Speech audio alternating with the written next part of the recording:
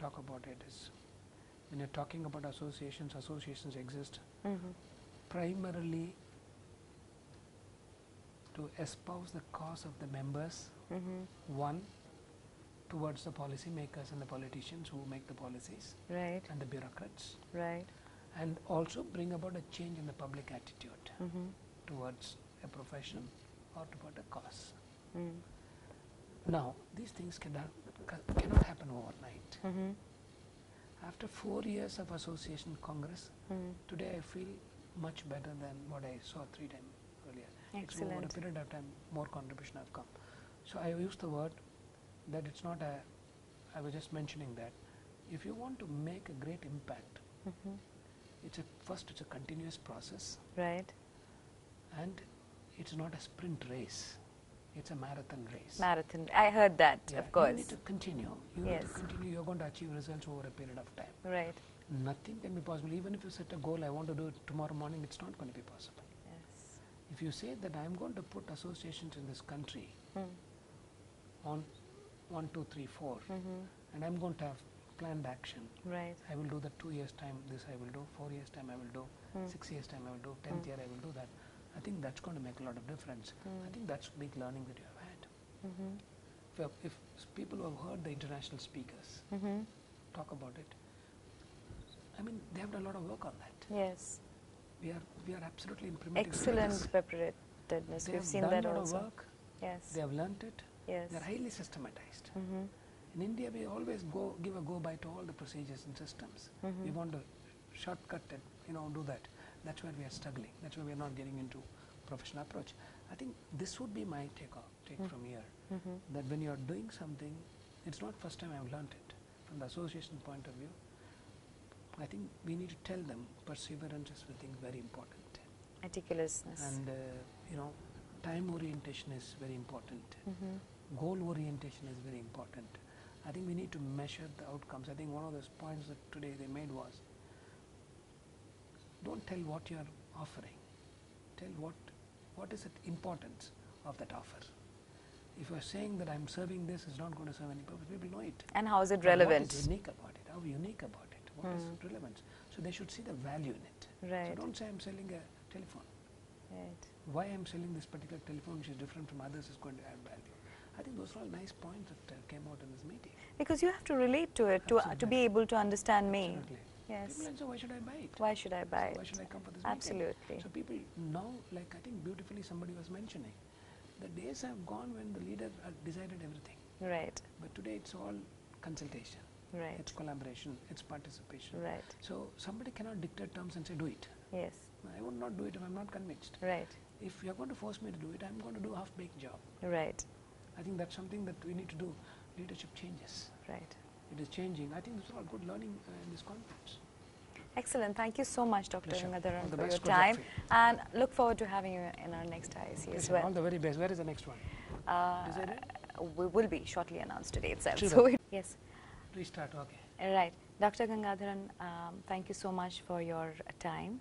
And we are really honored that you've been able to come here to 4th India Association Congress and give us the time to ask you a few questions.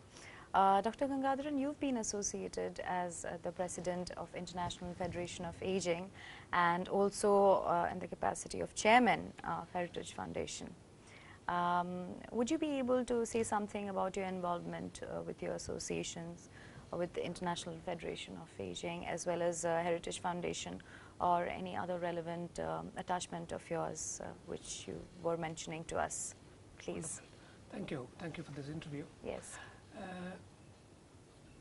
I go back to the association from my college days, Right. where I assumed leadership of what is called the Madras Student Social Service League, which is all college social Right. service league, Right. when I became its chairman way back in 1971-72. So Yes. that was when I was about 17 years. Yes. So I tracked back my relationship to association since then. Okay. Then being a professional in human resource management, so we have something called Indian Society for Training and Development, Right. which is based out of Delhi, where we have what is called a national office. There is something called National Institute of Personal Management, Yes. which has an office in Calcutta. Yes.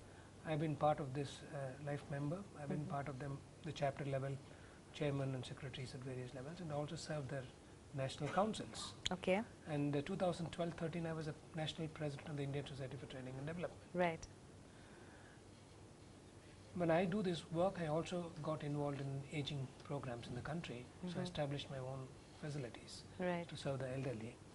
In this association, as a cause of the elderly, I became a member of the International Federation on Aging, Okay. and got into its board in 2004 as a board member. And 2006, I became its Asia Vice President. Right. And 2012, I got elected as a president. I served the 2 years. Right. 2-year term got over just 4 days ago. Okay. So now, when you look at it, this is a time when I came into contact with CIMGlobal for 2 reasons. One, to help us organize what is called the FTDO conference, Right. International Federation of Training Organizations conference. It was held in 2013, which was inaugurated by the President of India, Pranab Mukherjee. Aware. CIMGlobal was involved in it. Right.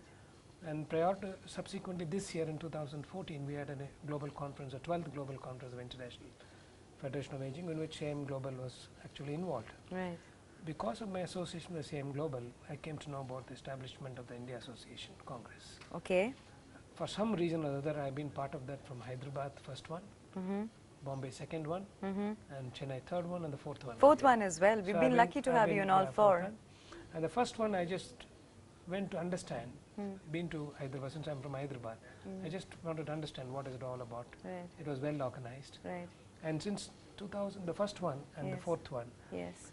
I found the Congress has made significant progress. I think this particular time that we have seen extremely very focused discussion on items which are going to be very useful to the associations. Okay. I think, for instance, I think right now when I'm being interviewed, I think very interesting discussion goes on leadership. Yes. I think just before an hour ago there was discussion on financial implications. Right. In the morning we had sessions on advocacy. Then we had a variety of issues being discussed. I think these are all the matter of concern to associations, particularly in a country like India where associations exist, both professional membership association that exist and industry-based association exist. Right. As far as industry-based association exists, I think the employers put in a lot of money there. Right. So they're able to train people, they're able to engage a very expensive staff, highly professionally qualified people join them, whereas in the case of associations, otherwise we are not able to recruit them. Right. They're all half a dozen member, probably 3-member staff or 4-member staff. I remember when you look at this, these kind of efforts probably could lead over a period of time associations getting professionalized. I think one of the discussions that has been going on in the last few years of time whether associations can be managed by what is called contracting the services. Right. Probably there will be a lot of resistance for some more time for the elected members to do that. But I think that's going to be the best solution that I see. Right. That we don't have to run behind the staff to do what they're doing and what they're not doing, especially when the elected members are sitting from all over the country. They're not going to have access to what's happening in the national office or secretariat, whatever that you call it. If you're going to contract it with a lot of IT sector that's come in a big way, IT innovations coming in, Right. I think you're going to have a lot of access to information. By giving this Absolutely. on contract to professional associations or professional organizers, I think this is going to relieve the typical strain that we have. I'm being the president of the Indian Society for Training and Development. I can tell you we waste a lot of time on discussing these issues, Right. which we think they're not so significant for a national council meet spending so much of money. Whereas we would like to talk about a professional approach. How can it serve the members? Yes. How can it serve the industry? And how can it turn both put together and serve the society at large? A lot of young people are coming into the profession. Right. What do they see in the future? Can the association build in a lot of values in them, professional ethics in them? Right. I think those are all the areas that we could concentrate if it's going to be over a period of time, we are going to contract the services of what I call back office services, membership development, membership maintenance, communicating with the members, having a conference, what I call call center facilities, where everything can be handled by a third person. Right. Less prejudices. it brings in a lot of impersonal relationship as far as the documentation is concerned. Right. But there's going to be a lot of objective discussions, outcomes of this. And there'll be more of technicalities discussed there. I would think the efforts are taken particularly by Prashant at this point of time. I think it's going to be a significant factor over a period of time. You may not see results overnight. Though it's taken 4 years, I would still call it overnight. But I'm sure I'm seeing this as a big future for associations. In my opinion, that pretty much would have been my next question to you. Where do you see associations going from here? What is your take of associations in India? One of the areas that I would how can we take it think forward? is if India Association could divide this conference into two, one for employers or industry-based associations, and the second individual member-based associations. Okay. There are chartered accountants, cost accountants, Right. internal auditors, Right. materials managers, Yes. HR people, training people. So there are a variety of associations. All these people have their own capacity to run an organization, but they are at a loss because they're not full-time. They're all putting the part-time. When there is an email comes, I respond. Most of the time it's reactive. It's not proactive. Right. Now, if these kind of conferences could, over a period of time, get on to what I call it capacity building. Now, let's say that a new body is elected. Right. Every year or sometimes every bi-yearly, new office bearers come. Right. Can there be a quick one-day workshops organized by the Indian Congress? Okay. One-day program for all the new office bearers of the associations. How to handle association, how to become effective, how useful it can be.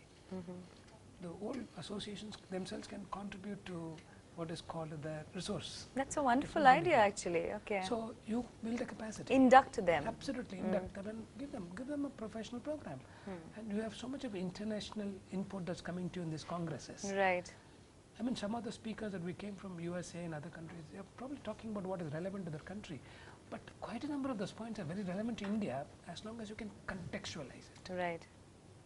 So I feel the capacity building could be one of the biggest things that you can contribute. Right. Now, same thing could be done for industry base. Yes. The industries are in a position to invest money. So you can probably charge lesser for individual corporate, individual member organization. Differential and more. pricing. Yeah, different corporation Yeah. in mind. Yes. So one is a sponsorship, second is a payment. Since it's going to be a training program, so sponsorship may not come through. People will Right. say, you pay for the training. Right. I think it's an ideal way is to when you pay and learn, better value for learning. Better value for than learning. sponsored learning. Absolutely. So therefore, I would think capacity building is one of those important things that I see this as a big future. Right. Two, I think there are a lot of discussion that's going on service tax, implications of the registration of society, implication of registration of trust. I think all this needs to be explored. Streamlined. All those need to be explored and reviewed every annual conferences. Right. Look at this. I mean, what is interesting for me in this conferences, it's going to be over another 2 hours time, Right. but full attendance there. Full attendance. That means people have come to learn, Yes. people have come to share, Yes. people have come to contribute Right. and take away. So Absolutely. it's not going to be people just talking and going. I mean, if you ask me personally, when did I attend my 2 days conference? Probably last IAC conference in Chennai. In between, I would have gone to a lot of conferences. Unless Excellent. it's a serious things, I would not spend so much of time. That means all of us are interested in learning. Age Yes. is not a factor. No. And I also found, since I work with the senior citizens, a lot of people who are sitting in the positions of executive director or secretary generals. Right. Quite a number of them are quite old. They're all over 60. Right. And they're all interested in contributing. Yes. There we are drawing wisdom. Yes.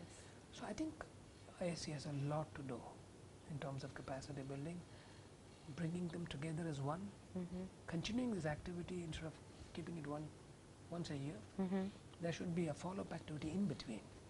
So could be 1 or 2 programs, short-term program, 1 day, 2 day program. It should be Okay. very focused. Conduct these programs which can probably help the associations to empower them. So not many presidents are there second time. Most of the organizations have 1 year or 2 year terms. Right. It's a very short time available to them, and I can tell you by the time if they get onto it, the year is over. And they So have to can move on. So is it possible that future leaders will also attend this conference? If I'm going to be the president, Yes. I will also probably ask the vice president to come. Anybody in So the 2 people prospect. attend. So Yes. I'm not going to be there. The next person takes over. He knows what to do. Right. So you're going to have that perpetuity. Or It's going to maybe, be maybe all the senior members who are could be. prospects. And some of It them would can be be interested in paying and coming. right. Some of them would not have to be sponsored by the associations. They Right. would like to say, I would like to learn, let me go. Yes. One day I want to become the president. And that would be a value adding, and they'll be able to I think kind that of could take be back one of the home. big, in my opinion, that could be the next contribution that IAC could make. Right. I think I feel that it's a good beginning that they made, and I would say it's a very innovative program that it started. Between the, as I told you earlier already, it's been a big progress. I'm sure this is going to probably bring, IAC would be what I call the brand ambassador in every association if you start training program. That will make a big beginning for you. Wonderful. What is your take and value add on for this particular IAC, the 4th India I think Association Congress? What are you taking back home? So Yeah, what have been the highlights which is appealed to you for this particular congress? See, if you ask me, probably I noted down a lot of points in my, a lot of people who are sitting in the computer would have observed me noting down. And they must be sending them SMSing. No, Right. I've noted down. No, I've noted down a lot of points. Right. I think some of those points I used in my, in my presentation today. That these are all the relevant points we're talking about. One of those takeaway that we